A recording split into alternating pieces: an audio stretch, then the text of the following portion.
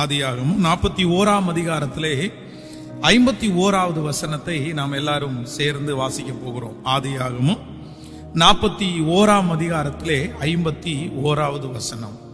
யோசேப்பு என் வருத்தம் யாவையும் என் தகப்பனுடைய குடும்பம் அனைத்தையும் நான் மறக்கும்படி தேவன் பண்ணினார் என்று சொல்லி மூத்தவனுக்கு மனாசே என்று பெயரிட்டான். இன்னொரு விஷயம் கூட வாசிக்கலாம். யோசேப்பு என் வருத்தம் யாவையும் என் தகப்பனுடைய குடும்பம் அனைத்தையும் நான் மறக்கும்படி தேவன் பண்ணினார் என்று சொல்லி மூத்தவனுக்கு மனாசே என்று பெயரிட்டான். ஆண்டவருடைய பிள்ளைகளே, இந்த வேதத்திலே, பரிசுத்த வேதாகமத்திலே எனக்கு பிடித்த நிறைய மனிதர்கள் இருக்கிறார்கள். பரிசுத்தவான்களிலே அநேகரை எனக்கு ஸ்பெஷலா இவங்களெல்லாம் ரொம்ப பிடிக்கும் அப்படின்ற அந்த பரிசுத்தவான்கள் எல்லாம் இருக்கிறார்கள். அதில் நான் ரொம்ப விருப்பமாய், நான் ரொம்ப விரும்பி படிக்கிற, இல்லை என்றால் தியானிக்கிற, இல்லை எனக்கு ரொம்ப பிடிச்ச ஒருத்தருடைய வாழ்க்கை தான் இந்த யோசேப்புனுடைய வாழ்க்கை. சாதாரணமாக ஒரு தகப்பனாருடைய வயிற்றிலே பிறந்து ஒதுக்கப்பட்டு சின்ன வயதிலேயே வெளி நாட்டுக்கு துரத்தப்பட்டு அங்கு இருந்து கர்த்தரோட வாழ்ந்து, இப்படி சொல்ல போனால் யோசேப்புனுடைய குவாலிட்டி எக்கச்சக்கமான குவாலிட்டி. இத்தனை குவாலிட்டியோட இருக்கிற ஒரு மனுஷன் கண்டிப்பா அவன் மறைஞ்சிருக்க முடியாது அப்படின்னு சொல்றது மாதிரியே ஆண்டவர் அந்நிய தேசத்திலே அவனை ஒரு மிகப்பெரிய செல்வந்தனாக, மிகப்பெரிய ராஜாவாக, அவனுடைய அனுமதி இல்லாம அந்நிய நாட்டிலே இருக்கிற யாருமே எதையுமே பண்ண முடியாத அளவிற்கு கர்த்தர் அவனை மிகப்பெரிய மகிமையினால் ஆண்டவர் அவனை நிரப்பினார். ஆனா அவனுடைய வாழ்க்கையிலே அநேக காரியங்களை அவன் கடந்து வந்தான். அவனுக்கு வந்த துன்பங்கள், அவனுக்கு வந்த பாடுகள் சாதாரணமானதே அல்ல. கிட்டத்தட்ட 14-15 வருடங்கள் அவன் ஒரு பெரிய உபத்திரவத்திற்குள்ளே கடந்து போனான். ஆனா எல்லாவற்றையும் அவன் சகித்து, எல்லாவற்றையும் அவன் தாண்டி அந்த ஒரு பெரிய கிரீடத்தை அவன் பெற்றுக்கொண்டான். அது ரொம்ப சந்தோஷமான ஒரு காரியம். ஆனா இந்த வசனத்தை நான் இன்றைக்கு வாசிக்கும் போது இவ என்ன சொல்றாங்க இந்த இடத்துல அப்படின்னா, தன்னுடைய மகனை அவன் பெற்றெடுக்கும் போது அந்த மகனுக்கு மனாசே என்று பெயரிடுகிறான். அந்த மனாசே என்கிற பெயரை அவன் வைக்கும் போது என்ன சொல்றான் அப்படின்னா, என் வருத்தம் யாவையும் என் தகப்பனுடைய குடும்பம் அனைத்தையும் நான் மறக்கும்படி பண்ணினார் அப்படின்னு அவனுடைய மகனுக்கு அவன் மனாசே என்று பெயர் வைக்கிறான். கவனிங்க, இதுவரையிலும் இவன் தன்னுடைய தகப்பனையும் தன்னுடைய வீட்டையும் அவன் மறக்கல.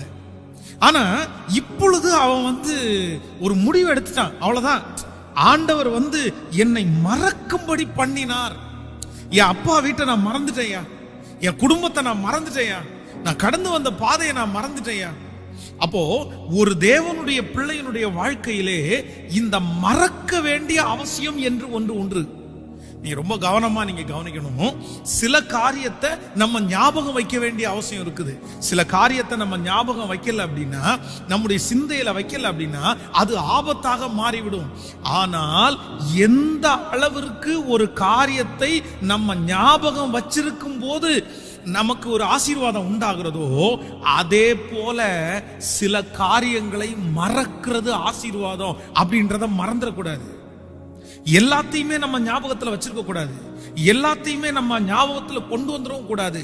சில காரியங்களை ஆண்டவர் மறக்க வேண்டும் என்று நமக்கு நிறைய காரியத்தை கர்த்தர் சொல்லி இருக்கிறார். அதான், சீயோன் குமாரத்தியே உன் தகப்பன் வீட்டை மறந்து விடு, அதான் அப்பொழுது ராஜா உன் அழகிலே பிரியப்படுவார். அப்போ ஒரு தேவனுடைய பிள்ளை சில காரியங்களை மறக்க வேண்டிய நேரத்துல, அந்த மறக்க வேண்டிய சூழ்நிலையில கண்டிப்பா மறந்துடணும். அப்படி நீங்கள் மறக்காவிட்டால் கண்டிப்பாக அந்த காரியத்தினால் சில ஆபத்துக்கள் உங்களுடைய வாழ்க்கையிலே கடந்து வரும். இன்றைக்கு நான் கொடுக்க போகிற இந்த செய்தி மிக முக்கியமான செய்தி. ஒரு தேவனுடைய பிள்ளை மறக்க வேண்டிய அவசியம் உண்டு என்றுதான் இன்றைக்கு நான் பேச போகிறேன். இந்த யோசேப்புனுடைய வாழ்க்கையில பாத்தீங்க அப்படின்னா, இவனுடைய தகப்பன் இவனுக்கு ஒரு தீமையுமே செய்யல, ஒரு தீமை கூட செய்யல. அவங்க அப்பாவை மறக்கிறதுக்கு இவன் மறக்க முடியாது. என்றையாவது ஒரு நாள் அவங்க அப்பா வந்து இவனை அடிச்சிருந்தாருனாலோ, இல்லைன்னா அவங்க அப்பா அவங்க அண்ணங்களுடைய சொல்ல கேட்டு இவனை திட்டி இவனை வீட்டை விட்டு போ அப்படின்னு சொல்லி இருந்தாலோ, சரி எங்க அப்பா இருக்கும்போது எங்க அப்பா அவ்வளவு கொடுமைப்படுத்தினாரு, என்ன கஷ்டப்படுத்தினாரு, நான் அவரை மறந்துதான் ஆகணும் அப்படின்னு அவன் மறந்திருக்கலாம். இவனுடைய தகப்பனார் அவனுடைய எல்லா பிள்ளைகளையும் நேசிக்கிறதை விட இந்த யோசேப்பை ஒரு படி அதிகமாய் நேசித்தார். வேதம் நமக்கு சொல்லுகிறது, பல வர்ண அங்கி அங்க இருக்கிற யாருக்குமே வாங்கி கொடுக்கல. எல்லாருமே அவருடைய பிள்ளைகள் தான், எல்லாருமே யாக்கோபனுடைய பிள்ளைகள் தான். ஆனா அவர்களுக்கு யாருக்குமே பல வர்ண அங்கி வாங்கி கொடுக்கல. ஆனா யோசேப்புக்கு மட்டும் பல வர்ண அங்கியை போட்டு அழகு பார்த்தவர் அவருடைய தகப்பனார். தன்னுடைய பிள்ளைகளை எல்லாம் தூரத்துல ஆடு மேய்க்கிறதுக்காக எல்லாரையும் அனுப்பும் போது, ஆனா யோசேப்பை மட்டும் தனக்குள்ளேயே அவர் வச்சிருந்தாரு. இல்ல வேணாப்பா, நீ போ வேணாப்பா, பக்கத்துல வேணா போயிட்டு வாப்பா, இந்த இடத்துக்கு வேணா போயிட்டு வாப்பா, ஆனா 2 நாள் 3 நாள் பிரயாணம் பண்ணி தூரத்துல போற அந்த இடத்துக்கு நீ போக வேண்டாம். தன்னுடைய மகனாகிய யோசேப்பை, அதுவும் தனக்கு பிடிச்ச மனைவியினுடைய பிள்ளை, அந்த யோசேப்பை தன்னுடைய உயிரை போல நேசித்தார். ஆனா இதுவரையிலையும் அந்த யோசேப்புக்கு தன்னுடைய தகப்பனாரை மறக்கவே முடியல.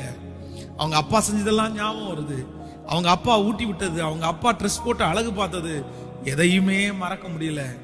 ஆனா ஒரு குறிப்பிட்ட ஒரு சூழ்நிலை ஒன்று வரும்போது யோசேப்பு என்ன சொல்றான் அப்படின்னா, என் வருத்தம் யாவையும் என் தகப்பனுடைய வீட்டையும் கர்த்தர் மறக்கும்படி பண்ணினார். நான் மறக்கலங்க, நான் மறக்கணும்னு நினைக்கல, என்னால மறக்கவும் முடியல. ஆனா என் தேவன் எனக்கு செஞ்ச ஒரு மிகப்பெரிய நன்மை என்ன அப்படின்னா, என் தகப்பன் வீட்டை மறக்கும்படி பண்ணினார்.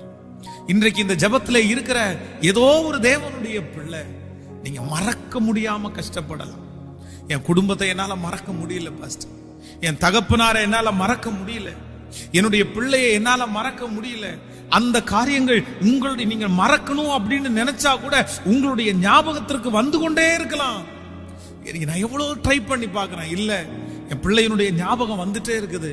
ஆனா நான் தீர்க்க தரிசனமாய் சொல்லுகிறேன், இந்த வார்த்தை உண்மை உள்ளது, இந்த வார்த்தை உண்மை உள்ளது. அப்படி ஒரு நாள் தவித்த அந்த யோசேப்புனுடைய வாழ்க்கையிலே அவனுடைய வருத்தங்களையும் தகப்பனாருடைய வீட்டையும் மறக்கும்படி ஆண்டவர் பண்ணுவாரேயானால், இன்றைக்கு இந்த காலை ஆராதனை வேளையிலே இந்த சத்தத்தை கேட்கிற என் அன்பு தேவனுடைய பிள்ளையே, உன் வருத்தம் எவ்வளவு பெரிதா இருந்தாலும், உன் இழப்பு எவ்வளவு பெரிதா இருந்தாலும், உங்களை மறக்க முடியாத காரியமா இருந்தாலும், ஆண்டவர் உங்களுக்கு வாக்கு கொடுக்கிறார், இல்ல இல்ல சீக்கிரமாய் அது மறக்கிறது போல ஒரு அற்புதம் உங்களுக்கு கர்த்தர் செய்வார். ஒரு மனாசையை ஆண்டவர் கொடுத்து யோசேப்புனுடைய வருத்தத்தை மறக்க பண்ணுவாரே ஆனால், உங்களுக்கு ஒரு அற்புதத்தை செய்து உங்களுடைய தேவைகளை சந்தித்து உங்களுக்கு ஒரு புதிய வழியை கர்த்தர் ஆயத்தப்படுத்தி உங்களுக்கு ஒரு புதிய உறவை ஆண்டவர் கொடுத்து, நான் பலிபீடத்திலிருந்து நம்புறேன், ஆண்டவர் சீக்கிரமாய், வெகு சீக்கிரமாய் உன் பிள்ளையை குறித்த வருத்தம், உங்களுடைய கணவனாரை குறித்த வருத்தம், உங்களுடைய அந்த இழப்பை குறித்த வருத்தம், அந்த வேலையை குறித்த வருத்தம், அந்த சரீரத்தை குறித்த வருத்தத்தை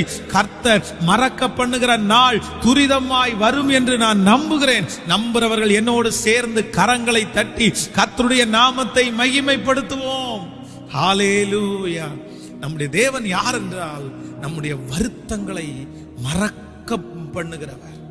நம்ம மறக்க முடியாத சில காரியங்களை மறக்க பண்ணுகிறவர் தான் கர்த்தர். நான் நம்புறேன், என் வாழ்க்கையிலே கடந்து வந்த பாதைகள் அநேகம், சோகங்கள் அநேகம், பெரிய பெரிய பிரச்சனைகள் அநேகம், நிறைய இழப்புகள். ஆனா இன்றைக்கு நான் கர்த்தர் எனக்கு கொடுத்த ஆசீர்வாதத்திலேயே பெரிய ஆசீர்வாதமா நான் என்ன நினைக்கிறேன் அப்படின்னா, நான் பட்ட கஷ்டத்துல நிறைய எனக்கு மறந்துருச்சு, எனக்கு ஞாபகமே இல்லை.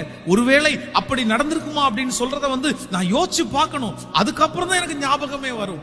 அந்த அளவிற்கு என்னை அப்படி கொண்டு வந்த கர்த்தர். இந்த ஜெபத்துல இருக்கிற ஆண்டவருடைய பிள்ளை யாரோ ஒருத்தர் நினைக்கலாம், எத்தனை காலமானாலும் மறக்க முடியாது பாஸ்டர், எத்தனை நாளானாலும் மறக்க முடியாது, என் வாழ்க்கையில இதை நான் மறக்கிறேன் அப்படின்னா நான் செத்தாதான் நான் மறக்க முடியும், நான் குழியில போகும்போதான் மறக்க முடியும், அதுக்கு முன்னாடி என் சிந்தையை விட்டு அதை எடுக்க முடியாது, என் மூளையிலிருந்து அதை எடுக்க முடியாது பாஸ்டர் அப்படின்னு நீங்கள் ஒருவேளை நினைத்து கொண்டிருப்பீர்களே, ஆனால் நான் கர்த்தருடைய வார்த்தையை, தீர்க்க தரிசனமான இந்த வார்த்தையை நான் உண்மையாய் நம்புகிறேன்.